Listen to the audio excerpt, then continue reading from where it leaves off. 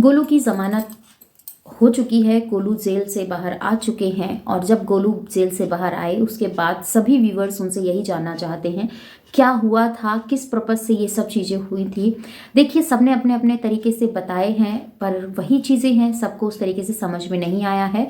तो मैं आपको बता देती हूँ बात क्या है। जितना मुझे पता चला है, जो मैंने कल उनका लाइव देखा, उसके बाद मैं अब आप लोगों के लिए वीडियो बनाकर आप लोगों से बात कर रही हूँ। उसका रीज़न अब मैं उस टॉपिक पे बात कर रही हूँ क्योंकि जब गोलू वहाँ से आए उसके बाद काफ़ी सारे लोगों ने उनसे पूछा कि वहाँ पर क्या हुआ, कैसे नहीं हुआ। तो वहाँ पर जो हुआ उसका होने का रीज़न यही था कि वहाँ पर जो किन्नर थे उन्होंने जाके पहले ही माहौल ख़राब कर चुके थे और उसके बारे में ना तो रिंकी राय को पता था, ना ही गोलू को, ना राधा को। इनमें से किसी को भी नहीं पता था और कोई चौथा बंदा इनमें से हो सकता है जिसने ये सब चीज़ें जाल बिछाया कि जिसमें ये सब लोग घिर जाएं और हम अपने उस चीज़ को करें। तो देखिए, मालती के जो पिता हैं उनके लिए बोलना, वो इतने एजुकेटेड नहीं है कि उनको आप कुछ भी मतलब बोलोगे और उनको वो समझ में आ जाएगा। नहीं, वो प्रैक्टिकल पे विश्वास करते हैं। जो उनके सामने हो रहा होता है वही उनके लिए सच होता है। तो एक बाप अपनी बेटी की गुहार लगाने के लिए गया था कि जिन लोगों का नाम था उसमें जैसे कि अर्जुन का, राधिका का नाम वहाँ पर था और उन दोनों के नाम होने के बाद उनकी गिरफ्तारी नहीं हो रही थी और विष्णु की गिरफ्तारी हो चुकी थी। तो विष्णु उनकी कस्टडी में था और अर्जुन और राधिका की कोई गिरफ्तारी नहीं है। ना ही वहाँ पर, इन लोगों का कहना है कि ना ही वहाँ पर पुलिस गई और उन्होंने जाकर कोई भी कार्रवाई की।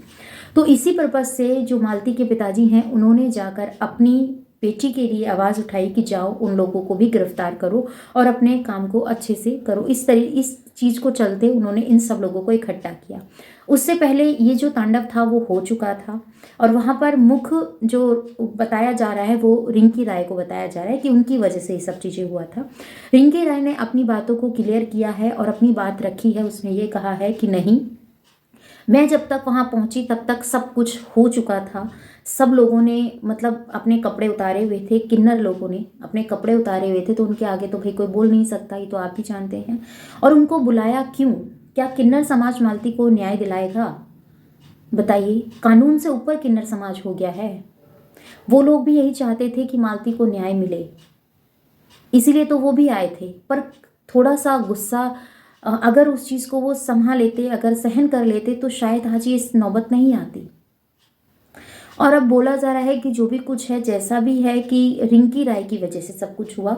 उसने अपना पल्ला झाड़ लिया। रिंकी राय और राधा के ऊपर 9 एफआईआर हुई हैं, राधा और रिंकी राय के ऊपर, जिसमें कि इनको अभी जमानत नहीं मिली है। ये अपना प्रोसेस इन्होंने लगा रखा है और जैसा भी हो, जो भी हो, ये अपनी वीडियो के माध्यम से आप लोगों को बता ही रहे हैं। पर उसमें कुछ लोग यहाँ पर मुझे ये बोलने के लिए आएंगे कि जब वो बता रहे हैं तो तुम्हें बताने की क्या ज़रूरत है। मुझे बताने की इसलिए ज़रूरत है क्योंकि जब मैंने कल गोलू का लाइव देखा, उसने उस चीज़ को वहीं से क्लियर किया था।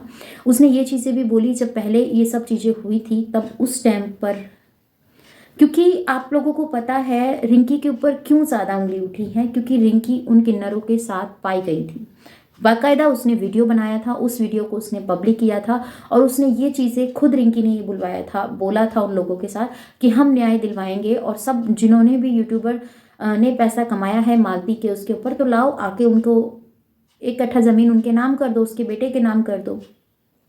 तो ये उनकी बात रही थी। जो चीज़ें पब्लिक हो चुकी हैं, उनके पास एविडेंस थे कि हाँ ये सब चीज़ें इस तरीके से हैं। बाकायदा रिंकी ये बात बोल रही थी बार बार कि जब मैं वहाँ पहुँची तो मैं उन लोगों को शांत कर रही थी, मैं रो रही थी, मैं गिड़गिड़ा रही थी कि तुम ये सब मत करो, ये बहुत गलत हो रहा है, इसका अंजाम बहुत गलत हो सकता है।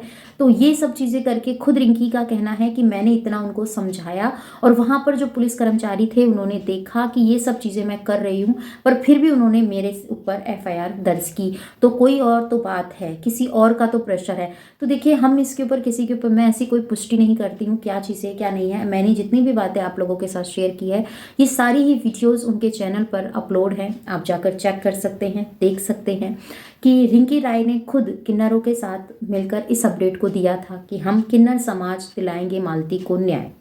उसके कुछ ऐसे टाइटल उन्होंने रखे थे और फिर वही चीज़ें हैं। नेक्स्ट डे जब इनके ऊपर केस फाइल हो जाता है तो फिर ये, क्योंकि अगर ये कस्टडी में आ जाते हैं, क्योंकि उसी टाइम पर रिंकी का ऑपरेशन हुआ था, जो कि दूरबीन से ऑपरेशन हुआ था। देखो ऑपरेशन तो ऑपरेशन होता है, चाहे एक टाँका लगे चाहे 10 टाँके लगे, ठीक है ना। तो उसने सोचा कि अगर मैं इस टाइम पर अगर गिरफ्तार होती हूँ तो वहाँ पर कुछ भी होता है ऊंच नीच तो भैया वो उस तरीके से हैंडल नहीं करते। तो इसीलिए उसने सोचा मैं ज़मानत का प्रोसेस है उसको फॉलो करती हूँ, जैसा होता है जितना होता है, और उतना ही मैं पुलिस से थोड़ा बच के रहूँगी, क्योंकि सामने आएंगी तो गिरफ्तारी होनी डेफिनेटली है। तो वही चीज़ें हैं। और अभी इनका जो प्रोसेस लगा हुआ है, ज़मानत इनकी नहीं हुई है, ना ही राधा की और ना ही गोरखपुरिया भौजी की। तो गोलू गिरफ्तार हुए थे। गोलू के गिरफ्तार होने पर बहुत हंगामा हुआ था कि ये सब चीज़ें हैं, ऐसे नहीं है। देखिए जिस पे पड़ती है उसी को ही पता रहता है कि क्या हुआ है क्या नहीं हुआ। बाकी लोग तो हाथ सेकने के लिए, अपनी रोटी पर तब सेकने के लिए तैयार रहते हैं, पर उन चीज़ों को वो भूल जाते हैं।